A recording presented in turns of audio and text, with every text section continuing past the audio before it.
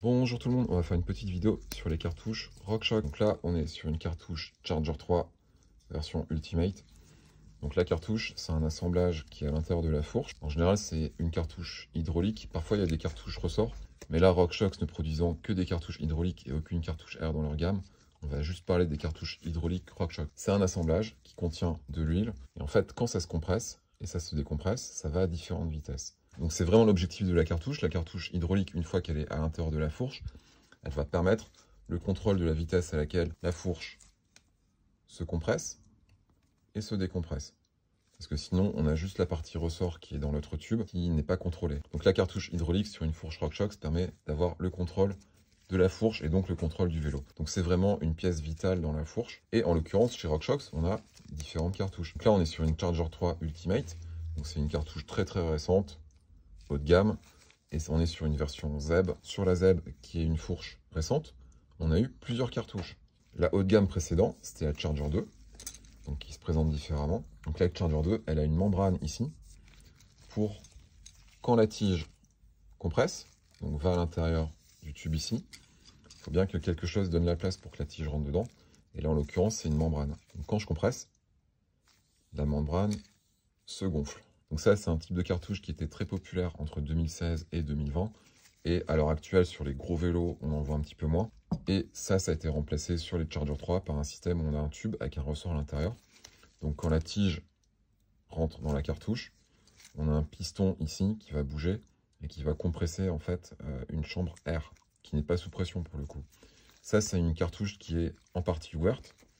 C'est-à-dire qu'elle n'est pas complètement hermétique et complètement étanche aux éléments extérieurs, à l'inverse des cartouches à membrane, qui elles sont parfaitement hermétiques. Ce qui se passe aussi, c'est que ce type de cartouche, Charger 3, grip 2, grip 1, donc cartouche pas totalement hermétique, c'est aussi des cartouches qui vont faire du bruit à cause de la circulation d'huile qui peut avoir lieu avec le reste de la fourche, et aussi avec l'air qui va bouger en fait à l'intérieur. Mais là, on est sur des considérations qui différencient deux cartouches haut de gamme, mais il faut voir que RockShox aime bien avoir des cartouches bas de gamme aussi.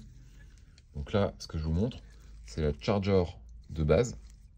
Donc vous remarquerez qu'il n'y a aucun réglage de compression ici, c'est normal, il n'y en a pas du tout. Et on est sur une cartouche très simple. Donc là, c'est une cartouche qui a été envoyée par un client. Elle est cassée apparemment, donc j'ai pas eu l'occasion de la démonter. Mais je vais la démonter devant vous pour vous donner une idée de ce qu'il y a dans une cartouche bas de gamme. Donc là, pour être clair, on est sur des cartouches avec énormément de composants à l'intérieur et une certaine complexité, en particulier les cartouches à bladder, qui, à l'époque où elles sont sorties, sont réputées avoir causé quelques sueurs chez les sous-traitants. Mais là, par contre, sur la Charger de base, on va être sur un système beaucoup plus simple. Donc là, je vais ouvrir. Alors, je sais que c'est une cartouche qui est cassée, qui ne fonctionne plus. Donc, on va peut-être tomber sur quelques composants cassés. Donc là, on a le fameux ressort qui se compresse pour permettre à la tige de rentrer dans la cartouche. Donc la tige rentre dans la cartouche de la même manière qu'une tige d'amortisseur rentre dans un amortisseur. Et à l'intérieur, alors déjà, il n'y a plus beaucoup d'huile. Donc le piston qui est fixé sur le ressort. Donc l'huile pousse sur le piston va pousser sur le ressort se compresse. À voir que là, RockShox a dû choisir un tarage, donc une dureté de ressort, pour avoir un comportement convenable au niveau de la fourche.